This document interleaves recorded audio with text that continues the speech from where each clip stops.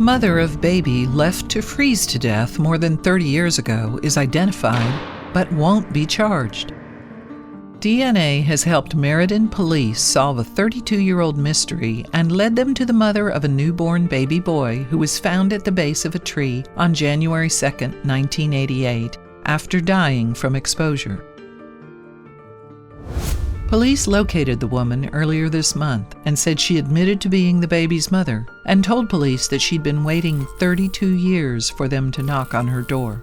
Also, if you have not done so already, please subscribe to our channel and click that notification bell to get inspired by these real-life stories every day. Now, back to the story. Police identified her Tuesday as Karen Kuzmak Roche. No charges are expected in the case. Police said the statute of limitations on manslaughter is 20 years. Meriden police started working with a national organization that specializes in genetic DNA testing to try to identify the mother of the unknown boy who was found abandoned and frozen in a parking lot on Evansville Avenue in South Meriden on January 2, 1988. While working close to the case, police have honored the baby, naming him David Paul, because they said David means God's beloved and Paul means little man. A local resident donated a burial plot, and police have held annual memorial services for the infant, vowing never to forget him. A detective who had started working for a state agency had the fortuitous opportunity to meet Colleen Fitzpatrick, a forensic genealogical consultant, founder of Identifinders International, and co-executive director of the DNA Doe Project. She agreed to take on the case, police said. In August 2011, DNA was a new tool to law enforcement. Detectives started looking into what they could do then that they had not been able to do before. Investigators approached the state forensic lab about doing a family tree-based search using David Paul's DNA, but they could only enter profiles into their system, and they had already done that with the mother's DNA.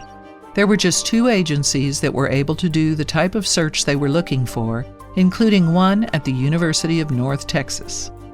Around 2012, a retired detective attended a training seminar Fitzpatrick held, and she expressed an immediate interest in the case and decided to take it on. Fitzpatrick said she came up with a possible last name in 2014. 5 years later, in March 2017, Fitzpatrick reached out to Meriden police and offered an opportunity that would eventually lead them to the solution of the case: genome sequencing of DNA profiles. There was also a private funding for a proof-of-concept study to see if it would lead them to identify Jane and John Does. Fitzpatrick said Dr. Margaret Press, another forensic genealogist, had contacted her in 2017 about trying to use autosomal SNP testing, the big genealogy, the kind that eventually identified the Golden State Killer. The genealogists went to Meriden police with the idea, and Fitzpatrick said this is a landmark case and the department trusted them with the DNA sample. This is one of 2 original cold cases that were approached using this new way of doing things, Fitzpatrick said. This was a year before the Golden State Killer. DNA led to distant family relatives, and police followed up on the leads. Then in February 2019, Fitzpatrick reached out to police about another DNA type that federal law enforcement was using to search profiles: family tree DNA, and she wanted police to get profiles in before the site shut down the ability to add new profiles. Police approved it, added the profiles, and revealed the closest match so far, a second or third cousin, according to police. In November 2019, investigators were planning to go to Florida to talk to the closest relative found through a DNA match. The day before that trip, a lieutenant received a message from Fitzpatrick. She would be coming to Connecticut on unrelated business and wanted to meet in person about the case. She revealed that DNA had identified another distant relative to David Paul's mother, and there were female family members who lived in the neighborhood where the baby was found, police said. On the 32nd anniversary of finding David Paul, the decision was made to make contact with one of these relatives. The contact led us today in finding closure for the David Paul case and the city of Meriden, Police Chief Jeffrey Cossette said. Last week, the state forensic lab made a positive DNA match, police said. Authorities said during a news conference Tuesday that the mother indicated that she had a lot of remorse. She was 25 years old in 1988, police said, and told investigators that she was in a bad state of mind at the time and that she'd delivered the baby herself, dropped the baby at the base of a tree, and called a volunteer fire department at the time, indicating only that there was something they should look for.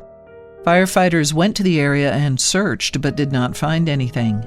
The baby was left in a wooded area at the base of the tree, police said. According to the police, she made mention that had the safe haven law been in existence when the baby was born, that she would have taken advantage of it. Connecticut adopted safe haven legislation in 2000, and it was modeled after an existing Texas law. The Safe Haven Act allows a parent to voluntarily give up custody of an infant who is 30 days or younger, and the parent will not be subject to arrest for abandonment. The act does not protect the parent from being arrested and criminally prosecuted if abuse or neglect has occurred. Police said they believe the baby was left on December 28, 1987, and he was found 5 days later. Police said they do not believe that the baby's father was aware of what happened. If you liked the video, please give it a thumbs up and consider sharing it with someone who may find it interesting. Thanks for watching, and I'll see you in the next video.